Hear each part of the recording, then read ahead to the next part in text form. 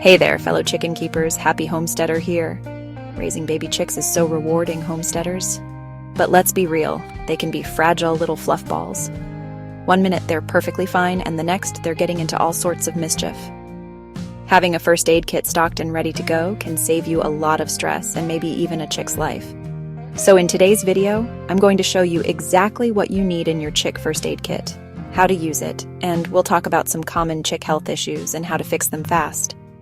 Alright, let's get into it.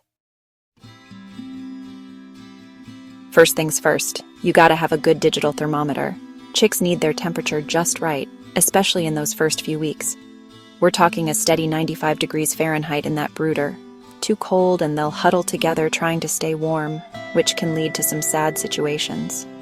Too hot, and they'll be panting and won't eat. I like to use a probe thermometer because it gives you the most accurate reading inside the brooder. Next up, antiseptic.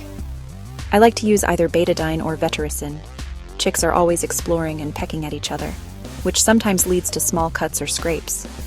Just a little dab of antiseptic on the affected area will do the trick. Now let's talk about electrolytes and probiotics.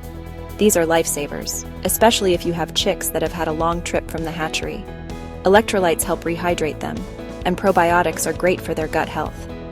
Just mix a little bit in their water, and you'll be amazed at how quickly it perks them up.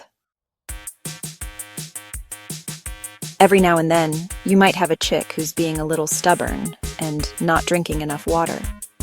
That's where a chick-sized syringe or dropper comes in handy. You can use the syringe to gently drip water or electrolyte solution at the side of their beak. For those times when a chick needs a little extra TLC, Nutri-Drench or sugar water can be a real lifesaver. If you have a chick that's feeling weak, chilled, or just not themselves, a drop or two of this in their beak can work wonders. It's a quick and easy way to give them a much-needed energy boost. Now, accidents happen, especially with a brooder full of curious chicks. That's why it's important to have cornstarch or styptic powder on hand. If a chick happens to get a small cut or break a blood feather, this magical powder will help stop the bleeding quickly. Last but not least, you'll need a small storage container to keep all of your chick first aid essentials organized. I like to use one of those clear plastic bins with dividers. It's like having a mini pharmacy for my chicks. That way, everything is easy to find in those moments when you need it most. And there you have it, your complete chick first aid kit and how to handle common chick problems. Raising healthy chicks is all about being prepared. Have you ever had to treat a sick chick? What are your must-have items in your chick first aid kit?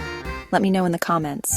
And don't forget to like, subscribe, and hit that bell so you never miss a video. Happy homesteading.